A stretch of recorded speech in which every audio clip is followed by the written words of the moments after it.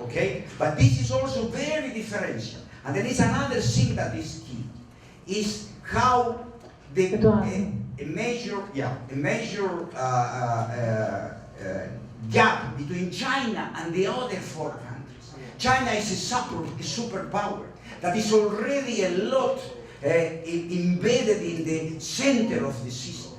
China doesn't like to talk about the G2, G3 with Europe, okay? But this is the reality. So somehow the BRICS is a very useful tool of foreign policy for China, but very, very different from the other countries. Second point, just mistakes about you do about Brazil, okay? First of all, Brazil is not the most advanced industry in Latin America. This was in the past. Now it's Mexico, the most advanced industry in Latin America. Second point, in relation to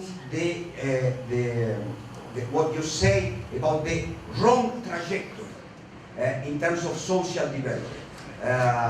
I have some, for sure this is not correct in relation to Brazil, where the economic performance of Brazil is poor, is poorer than the China, India, and Russia. But the social performance on the other side is good. So there is a lot of problem here, but there has been a lot of social development, showing how there is a lot of dissonance between social development and economic development.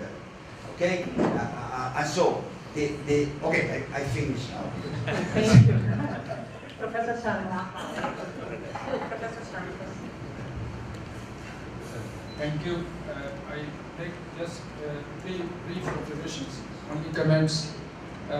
First about imagining India, or Brazil, or Russia, or China, or South Africa. I think we have to be very careful.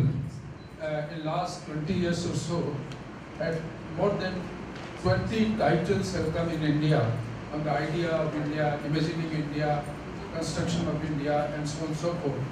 I think most of these writings, in my opinion, are half-truths. They report half-truths. Imagining India. And they have their preferences, they have their biases, and maybe they have their ideological moorings. I think this applies to the rest of the BRIC countries also, if there are such writings available with them. Now, imagining modernity, development is one thing, whether it's India or Brazil, and seeing modernity in terms of certain clear considerations, criteria, is another thing.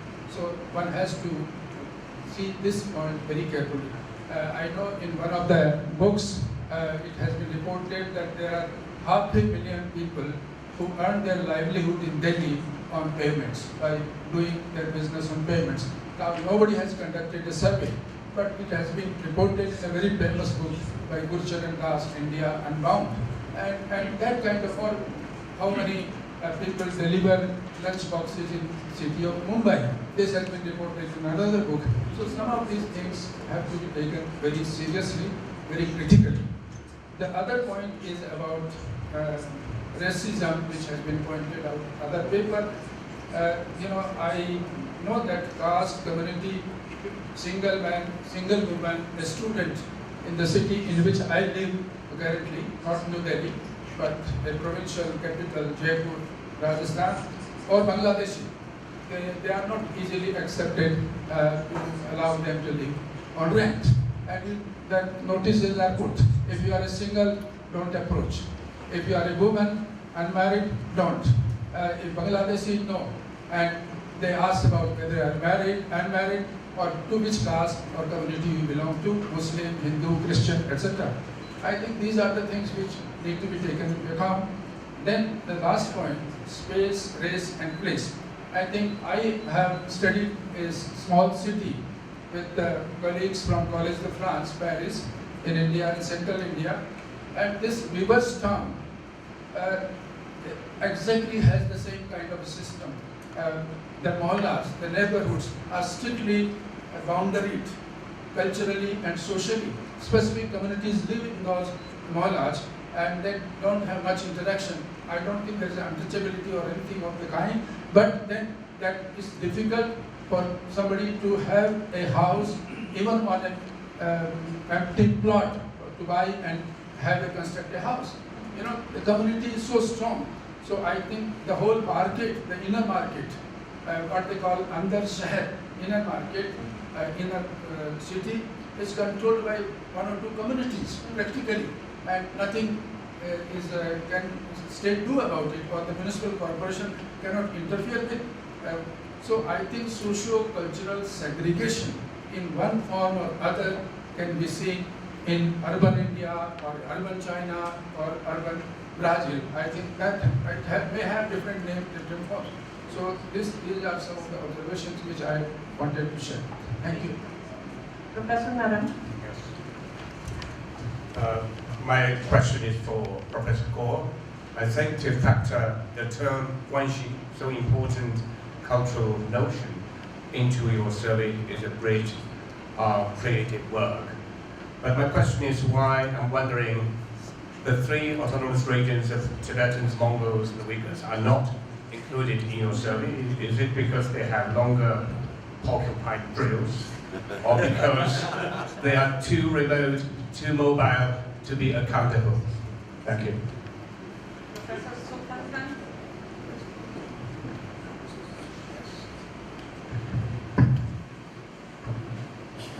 Thank you. My question is to Professor Gao. I'm not an economist, I'm quite fascinated about your presentation. My sense is that cities are always conceived as engines of economic growth, but you have shown that the greater economic production in the rural areas, that the great expenditures in the rural areas. What is the magic wand? What is the what we call development programs and interventions that's taking place within the area, within the rural areas for such high levels of expenditures? Professor Mikhail. Well, I believe that there is always a danger of falling towards one of the extremes. Sometimes we say, oh, we're very similar. But in other ways, there are cases when we say, oh, we're so different. We're so different, there is nothing common between us. And one such case is the comment that I have just heard about Russia being afraid of China. Russia is not afraid of China. Russia is finds itself in strategic alliance with China. Russia supplies gas and oil to China. Very small quantity. There is a recent contract that was concluded last month was a $25 billion contract for the but what is the comparison between this and the There is a pipeline towards China that supplies gas. The Russia and China hold military maneuvers together and hold similar positions on many issues in international relations. And there aren't very many Chinese in Siberia. This is a myth. There aren't very many Chinese in Siberia. And a recent survey that we conducted shows that about 70% of Russians regard China as a friendly state, as well as the Chinese, because it was a comparative project. They become Russia as a friendly state. So this is one case when we exaggerate the differences, when we pop up the differences and possible dangers and risks about our cooperation. I think the possibilities for cooperation are much larger than we imagine. But I have one more question for our Indian colleague. He said that the neoliberal policies led to the decline of the HEI index in all our countries. Which component of the neoliberal policies is to blame for this? This is my question. Thank you. Beatriz. Good morning. I am Beatriz Vicio from the Federal University in Rio de Janeiro. If there is no way, at least at the moment, for a real alliance among our governments, my question is, and our universities, what should they do? What is our responsibility if we think that makes sense to build up an alliance? Professor Galvinson.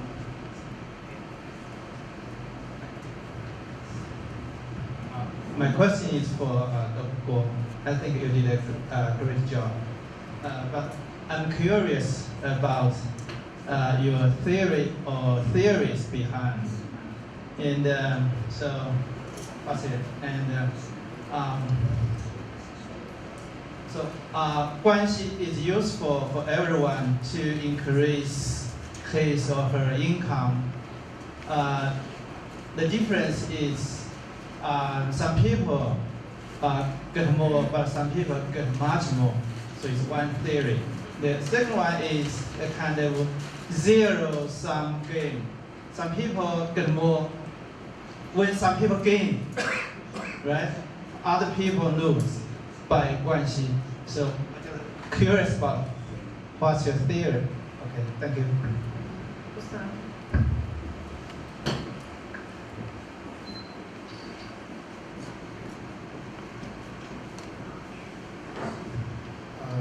My question is also for Professor Guo.